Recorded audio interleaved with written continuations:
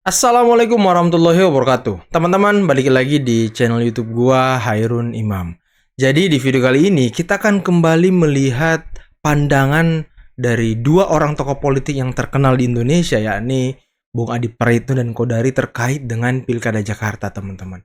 Karena konon katanya atau konon kabarnya PDIP dan Anies Baswedan siap-siap rungkat di Jakarta. Tidak dapat mengusung calon untuk PDIP dan Pak Anies terancam tidak bisa maju sebagai calon gubernur. Waduh, karena apa? Partai-partai yang mendukung Pak Anies akan beralih ke KIM, Koalisi Indonesia Maju. Dan juga PDIP tidak punya teman untuk memajukan calon di Jakarta. Wah, semoga di daerah lain menyusul ya. PDIP rungkat, teman-teman. Semoga aja. Gimana menurut kalian? Kalau kalian setuju, coba komen di bawah, teman-teman ya. Oke, tanpa perlu berlama-lama lagi, mari kita simak videonya berikut ini. Kalau melihat rata-rata secara umum, saya kok termasuk yang meyakini bahwa Kim Plus itu akan terwujud. Terutama partai-partai yang sejak awal menyatakan dukungan politik kepada Anies belakangan ini mulai agak goyang iman politiknya. Coba kita roasting satu persatu. PKB, partai politik yang pertama kali menyatakan dukungan kepada Anies. Bukan hanya tidak happy dengan proposal politik PKS tentang duet antara Anies dan Sohibul Iman. Belakangan PKB itu sangat kelihatan tidak tertarik lagi bicara Anies untuk dijadikan sebagai kandidat maju di Jakarta. PKB justru menunjukkan keintimannya dengan Gerindra, justru lebih menunjukkan keakrabannya dengan Mas Kaisang dalam pertemuan beberapa waktu yang lalu. Ini gayung bersambut, tanda-tanda yang semakin tebal bahwa PKB secara perlahan sepertinya mulai mundur secara teratur, tidak memiliki intensi apapun kepada Anies maju di Jakarta. Setelah itu kita cek pernyataan Nasdem setelah deklarasi dukungan. Bagi saya Ahmad Sahroni bukan kader biasa, elit penting di negara ini. Termasuk elit penting di Nasdem. Tiba-tiba mengatakan bahwa tak ada jaminan Nasdem itu akan memberikan 100% dukungan politiknya kepada Anies Baswedan. Dan pernyataan Ahmad Sahroni tidak dibantah oleh apapun oleh Nasdem. Dibiarkan, tak ada sanksi dan tak ada klarifikasi apapun. Dibiarkan liar, yang ini kemudian ditebalkan oleh publik sebagai instrumen dan variabel bahwa bukan tak mungkin Nasdem pada akhirnya juga akan menarik dukungannya kepada Anies Baswedan. Yang terakhir, PKS, yang dulu kita kenal sebagai partai yang sangat cinta mati dengan Anies Baswedan. Cinta buta dengan Anies Baswedan. Dulu sangat kelihatan sekali, kalau bicara Anies Baswedan, PKS lah paling sibuk. Cari perahu, konsolidasi, deklarasi di mana-mana. Sehari dua hari ini, pernyataan PKS mulai melunak dan bersayap. Memberikan deadline kepada Anies. Awal Agustus, tak dapat tambahan partai di luar PKS, maka PKS akan mengevaluasi dukungan politiknya ke Anies. Tanda-tanda alam, Bang Karni. Dan PKS sudah memulai itu di Sumatera Utara. Dulu PKS itu kan melirik Edi Rahmayadi, katanya ingin diusung. Kenapa kemudian akhirnya kepada Bobi? Karena bagi PKS, Bobi tak mampu mencari tambahan partai di luar PKS. Bukan tidak mungkin apa yang terjadi di Sumut akan terjadi di Jakarta, akan dilakukan oleh PKS kepada Anies Baswedan. Ngeri-ngeri sedap. Apa efeknya? Kalau tiga partai ini at the end of the day-nya berkoalisi dengan Kim, bisa dipastikan PDIP nggak bisa majukan kadernya sendiri. Entah itu Ahok, entah itu Bang Adrian Napitupulu ataupun siapapun. Harapan terbesarnya tentu kalau tak ada calon dari partai politik menantang dari Kim, calon independen yang saat ini sedang diverifikasi yang kedua kalinya secara faktual bisa lolos. Dharma Kun, yang saya kira publik juga sudah tahu siapa pemenangnya, Bang. Ini seakan-akan hanya sebatas kompetisi politik elektoral secara seremonial, padahal publik sudah bisa menerka soal siapa yang akan menjadi pemenang di gubernur. Kalau bicara daerah yang sangat penting, Koalisi Indonesia Maju menurut saya mengupayakan sebuah situasi untuk tetap bisa berkoalisi, berkonsolidasi dan melakukan harmonisasi satu dengan yang lain. Karena mereka pasti berpikir dan melihat bahwa Pak Prabowo berkepentingan agar ada linearitas ya atau vertikalitas komando dalam pemerintahan yang akan datang dari tingkat pusat ke tingkat daerah gitu. Coba bayangkan kalau misalnya nanti gubernur Jakarta misalnya oposisi ya terhadap Pak Prabowo misalnya, tentu akan kesulitan untuk melakukan sinkronisasi, apalagi kalau ada elemen-elemen personal di masa lalu misalnya Pak Anies pernah memberikan skor 11 dari 100 misalnya kepada Pak Prabowo. Itu mungkin bagi sebagian orang sesuatu yang sudahlah merupakan sesuatu yang terjadi di masa lalu dan bagian dari dinamika di Pilpres. Tetapi mungkin bagi sebagian orang sesuatu yang cukup membekas dan bisa mempengaruhi pola-pola komunikasi dan hubungan politik ke depan. Dan menurut saya itu juga harus diperhitungkan. Saya termasuk orang yang menganggap hal-hal semacam itu juga harus kita anggap penting ya, dan bisa mempengaruhi komunikasi dan koordinasi pemerintahan. Jadi Anda masih berpendapat peluang satu poros hingga saat ini masih sangat kecil untuk Pilkada Jakarta begitu ya Bang Kodari. Artinya memang peluang kecenderungannya ya. Kecenderungannya menurut saya lebih kecil ya. Kalau kita bicara angka persentase ya kemungkinan itu di bawah 50%, di atas 50% lebih kepada dua paslon. Tetapi sekali lagi ini kembali kepada, saya kira kata kuncinya adalah Partai Nasdem. Kenapa? Kita sudah melihat kemungkinan bahwa Partai Nasdem akan bergabung dengan pemerintahan Pak Prabowo. Sementara untuk PKS sinyal itu jauh lebih. Memang ada saja kemungkinan PKS bergabung dengan PDI Perjuangan, tetapi kemudian PDI Perjuangan kan akan punya problem ideologis juga dan psikologis juga sebetulnya untuk mengusung Anies, karena mengingat kembali luka-luka yang terjadi pada pilkada tahun 2017 yang lalu itu ya. Jadi kalaupun misalnya PKS nanti mau bergabung dengan PDI, jangan-jangan PDI mengatakan oke gabung tapi calonnya Ahok.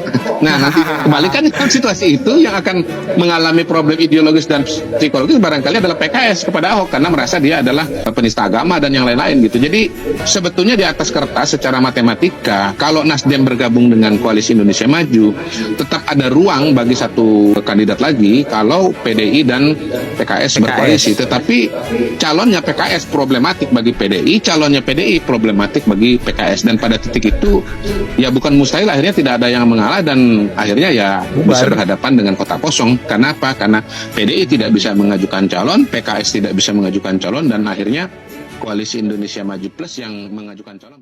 Saat ini Golkar mantap memilih nama Ridwan Kamil, apakah hanya sekedar kompromi politik atau seperti apa Bang Kodari? Mana yang lebih kuat sebenarnya nih? Ya, saya pernah mengeluarkan istilah bahwa kalau bicara Pilkada Jakarta, maka kita ibaratnya menyaksikan kolam ikan hiu ya, karena yang bertarung di sana adalah nama-nama besar, orang-orang yang pernah menjabat, kemudian punya elektabilitas tinggi dan punya pengalaman yang sudah cukup panjang. Anies Baswedan walau bagaimanapun adalah mantan calon presiden, lalu dia adalah petahana gubernur. Kemudian Ahok juga pernah jadi gubernur, sebelumnya wakil gubernur, dan Ridwan Kamil seperti sudah saya sampaikan tadi, dia sendiri juga tidak bisa dianggap enteng walaupun tidak pernah memimpin di Jakarta, tetapi dia bahkan pengalamannya sudah 2 kali menjadi kepala daerah. Dan dalam konteks itu bisa kita katakan bahwa sebetulnya 3 orang ini sama-sama menarik karena mereka sama-sama punya pengalaman teknis dalam menjalankan pemerintahan. Jadi saya percaya bahwa untuk bisa bertarung dengan baik di Jakarta, seseorang itu harus punya pengalaman yang cukup panjang dalam pemerintahan sehingga tahu seluk-beluk bagaimana pemerintahan dijalankan dan bagaimana permasalahan yang ada bisa dicarikan solusinya. Dan dalam konteks itu Ridwan Kamil adalah calon terbaik dari Koalisi Indonesia Maju ketimbang nama lain-lainnya gitu ya. Nah, satu-satunya dari Koalisi Indonesia Maju pada hari ini yang bisa ditandingkan ya di gelanggang Pilkada Jakarta adalah Ridwan Kamil. Saya kira kebutuhan untuk mengajukan calon yang pilih tanding atau layak tanding di Jakarta itu mengerucut kepada nama Ridwan Kamil, dan itu juga menjadi mutual understanding bagi semua partai politik. Mereka juga tahu kalau mengajukan nama-nama yang lain, PAN misalnya mau mengajukan nama Eko Patrio berat, mau mengajukan nama Arya Bima mau dibawa dari Bogor ke Jakarta berat ya. Gerindra juga nggak punya tokoh yang bersaing, bahkan mantan wakil gubernur mereka Ahmad Riza Patria itu bahkan digeser ke Tangerang Selatan. Memang pada hari ini Ridwan Kamil adalah pilihan yang terbaik sebagai gladiator dari Koalisi Indonesia Maju Plus barangkali ya untuk bertarung di Pilkada Jakarta yang sangat-sangat penting. Jadi nggak bisa mengajukan sembarang orang, dan pasti Koalisi Indonesia Maju tidak mau kalah di panggung yang sedemikian penting seperti Jakarta. Demikian analisa saya. Ada wacana Kim Plus. Nah, plusnya ini menurut Anda siapa saja ini yang akan bergabung masuk ke Kim ini, Bang Kodari? Iya, pada hari ini yang belum punya jagoan kan kelihatannya cuma PKB gitu. Jadi PKB awalnya mempertimbangkan Anies Baswedan sebagai calon gubernur Yang dan pertama lagi. berposisi untuk mengambil wakil gubernur, katakanlah untuk Ida Fauzia. Tetapi posisi itu kan sudah dalam tanda kutip diserobot oleh PKS dengan Sohibul Iman, dan kemudian belakangan Nasdem mengajukan nama Anies Baswedan sebagai calon gubernur. Jadi koalisi dari Nasdem dan PKS pada hari ini sudah memenuhi persyaratan, dan dalam konteks itu maka PKB menjadi roh gentayangan ya dalam konteks koalisi Anies Baswedan, dan pada titik itu mereka cuma punya dua pilihan.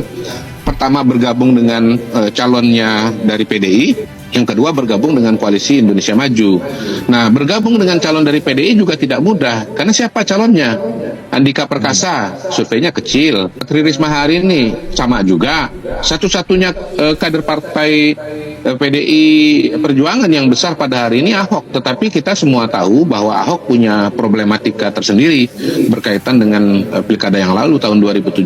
Jadi mungkin PKB juga mempertimbangkan dengan sangat hati-hati untuk mendukung Ahok karena risiko politik yang sangat-sangat besar gitu. Dan pada titik itu dengan masuknya Ridwan Kamil, saya kira menjadi menarik bagi PKB untuk bergabung dengan koalisi Indonesia Maju sehingga menjadi koalisi Indonesia Maju Plus. Mengingat bahwa problematikanya Ridwan Kamil tidak sebesar Ahok, dan kalau Ahok tidak ada mungkin suaranya diharapkan lari ke Ridwan Kamil, dan karena itu berpeluang menang melawan Anies Baswedan. Dan jangan dilupakan juga sebetulnya bahwa hubungan antara Ridwan Kamil dengan PKB itu bukan hubungan yang baru. Pada saat Ridwan Kamil maju sebagai calon gubernur Jawa Barat 5 atau 6 tahun yang lalu, partai pendukungnya salah satunya adalah PKB. Jadi sebetulnya PKB dengan Ridwan Kamil itu sudah kenal cukup lama, dan itu bisa menjadi pintu atau jembatan sekaligus legitimasi bagi PKB untuk mendukung Ridwan Kamil dalam pilkada di Jakarta. Nah, teman-teman, itulah tadi beberapa analisa yang sangat luar biasa dari para pengamat politik kita yang terkenal ya. Ini M. Kodari dan juga Bung Adi Praitno terkait dengan Pilkada Jakarta.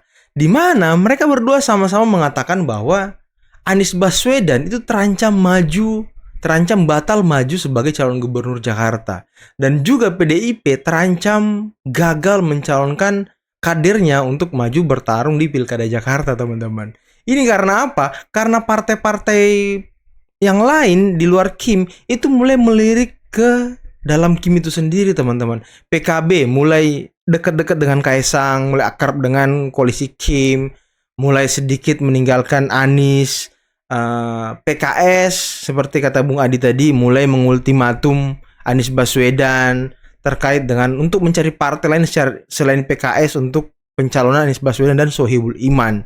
Dan kalau tidak, sepertinya PKS akan angkat kaki nih dari Anies Baswedan, dan wakilnya mungkin akan diambil oleh Kim. Kim mungkin akan menawarkan ke PKS lagi-lagi sebagai wakil, teman-teman, untuk menguatkan basis politiknya. Karena kan kita tahu PKS pemenang pemilu di Jakarta, teman-teman.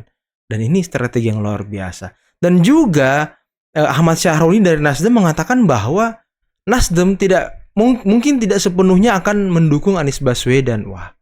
Wah, ini menjadi pertanyaan besar, teman-teman, karena kalau ada ungkapan seperti itu berarti dinamika obrolan diskusi terkait pencalonan Anies di Nasdem ini alot dan tidak semua happy gitu. Tidak semua happy. Bahkan kalau nggak salah Ahmad Syahroni pernah bilang kalau dia nggak mau jadi wakilnya Anies gitu. Waduh, ada apa kira-kira, teman-temannya? Ini ada udang di balik batu nih. Dan kalau ini terjadi seperti harapan Anda semua, harapan netizen bahwa Anies Baswedan batal maju, PDIP batal memajukan calonnya. Waduh, dan artinya Kim Plus yang di bawah naungan Presiden Jokowi bisa memenangkan Jakarta. Dan semoga bisa membawa perubahan di Jakarta, teman-teman. Itu yang kita harapkan bersama ya. Dan yang kita harapkan juga semoga di provinsi-provinsi lain ini bisa terjadi juga, teman-teman. Utamanya Jawa Tengah. Saya tuh mengharapkan Jawa Tengah Kim Plus juga terbentuk. Agar apa? Untuk mengobok-obok kandang banteng, teman-teman.